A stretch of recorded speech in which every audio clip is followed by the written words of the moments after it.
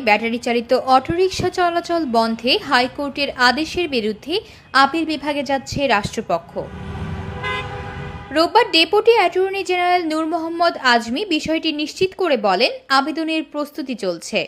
গত মঙ্গলবার ঢাকা মহানগর এলাকায় ৩ দিনের মধ্যে ব্যাটারি চালিত অটোরিকশা চলাচল বন্ধের নির্দেশ দেন হাইকোর্ট।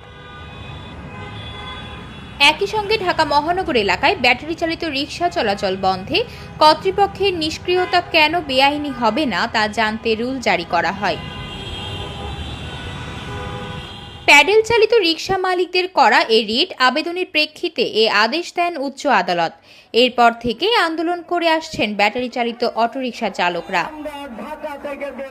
ঢাকা অটোরিকশা শ্রমিক ইউনিয়নের তথ্য অনুযায়ী সড়কে বর্তমানে চলছে অন্তত ৮ লাখ ব্যাটারি চালিত রিকশা। মূল সড়কে চলাচলের অনুমতি না থাকলেও দাপিয়ে বেড়াচ্ছে অবৈধ